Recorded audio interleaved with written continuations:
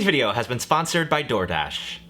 It's been about a year and a half since we did the first ever TikTok noodle showdown, and while all those recipes were great, never did I think this would evolve into its very own series. Because all these months later, these are still some of the most viewed and heavily requested recipes out there. This is certainly not me complaining, because most of these have been so damn good, with the exception of one type, which we will be revisiting, unfortunately, again today, but we will get to that in a bit. Let's get right into this one.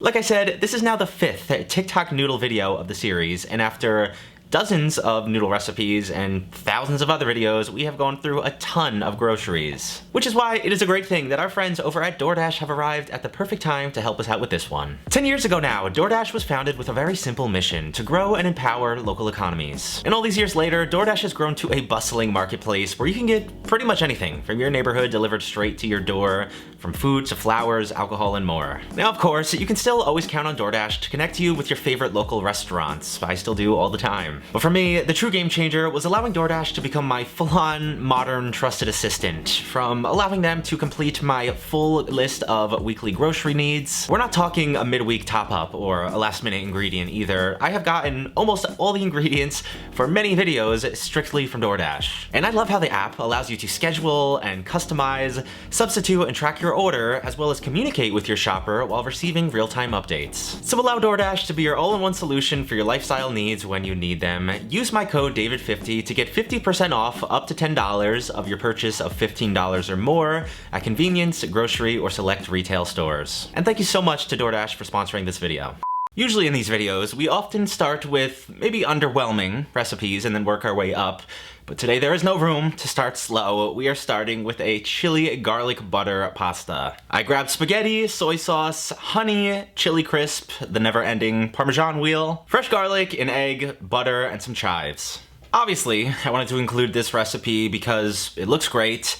It looks like something that's right up my alley, and a bunch of you suggested it. But I'd be lying if I said the main reason wasn't because it was this same creator who made the Ramen vodka over a year ago now, and that still is something I dream about today. It was absolutely incredible. Steven still requests it all the time, just to give you an idea of the impact it made in this household. So Genio, let's see if you could do it again with your chili oil garlic butter version.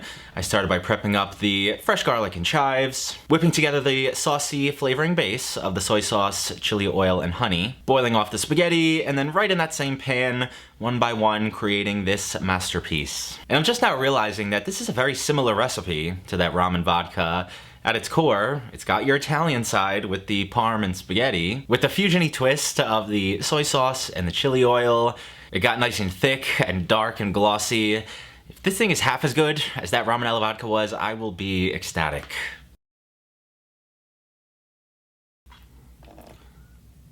Oh no. I thought that might happen. What's the logic here? That there's enough heat left in the pasta to pasteurize it a little bit? Or are you just eating it at your own risk? Probably more likely.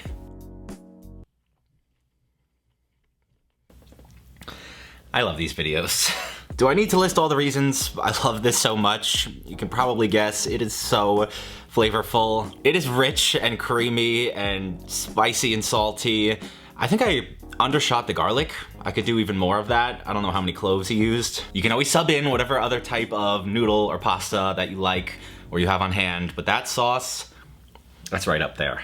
And next up today is honestly something I never wanted to see again. It is the new chocolate ball, chocolate croissant, timpano, whatever you want to call it. It is the thick potato noodle, and I grabbed some potato starch, vegetable oil, and hot water, sesame seeds, gochugaru, star anise, brown sugar, garlic, ginger, and some scallions. If you're not caught up on the lore of these damn things, let me do a little 30-second synopsis. A year ago, I tried to make Joshua Weissman's version of these, and I thought I nailed them until I went to bite in them, and they were horrific. They were borderline inedible, they were so chewy and gross, and I found another recipe that used fresh potatoes, and I failed once again. The dough just doesn't come together, it's so breaky and weird, and I thought I put this process to bed after that last video, but my comments have just been filled with people telling me how incompetent I am.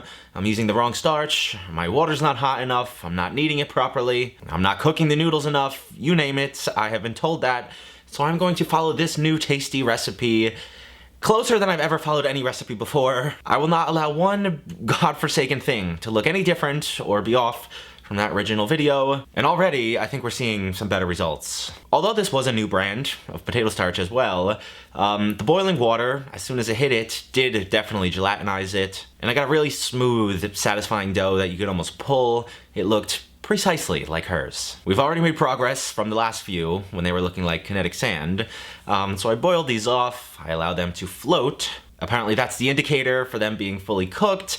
And then I just whipped up my aromatic base, all brought to life with some sizzling hot vegetable oil, just to kind of cook out the rawness of the ginger and garlic, try to bloom some of those spices. And here we are once again. It's not like the last few didn't look good in the plate.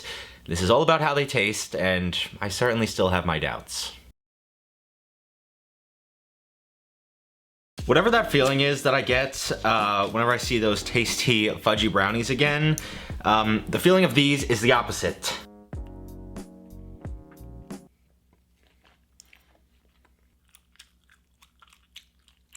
Okay, we could put these to bed now. I've tried them 3 different ways. I was able to achieve that same dough texture that she got. It was nice and stretchy and homogeneous, and it is still like biting into a pencil eraser in middle school. And these might be the chewiest yet. They just don't break down, no matter what you do.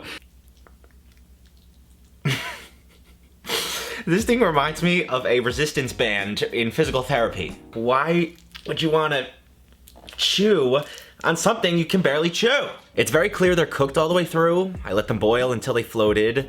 This is just the way they are. If you want to fulfill your fantasy of chewing on a rubber hose, be my guest. I am done with them. And for dessert today, I'm feeling a little something sweet, digestif of sorts. Or I've just been harassed enough and bullied into finally trying the root beer ramen. I grabbed some ramen noodles and some root beer, clearly the culmination of some kind of culinary genius. When I first saw this a few months back, I wrote it off as a joke, one of those like Banana Loves You Too outrage-inducing videos. But the more and more I was sent it, I eventually took it a little bit more seriously, especially because it was posted by the Mug brand of root beer, and I did try to find that brand in my store, but unfortunately they did not have it. We're gonna have to settle for another brand, but I don't know that it'll make all that much of a difference. For some reason, after cooking, it gets another sprinkling of the seasoning, another drizzling of the soda, and there it is. There's your pièce de résistance, your masterpiece. God help me.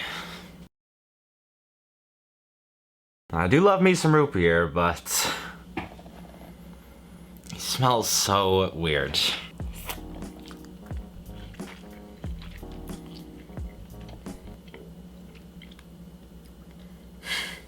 Now listen now. I certainly don't hate it, but it is a unique flavor profile for sure. I don't know if I'd be able to tell you what was in this if I was just handed it, because it's warm, obviously, and very salty. I would say it smells a little bit more like root beer than what it tastes like. I thought this was gonna be disgusting. I thought I'd be spitting this out on camera, everyone would be laughing at me for my dry heaving. But if this had one more ingredient to balance it out a little bit, because it's very sweet, I think it'd be pretty good. Or just try it like this, if you're a root beer lover, because it is a sweet dessert noodle. I'm not mad at it.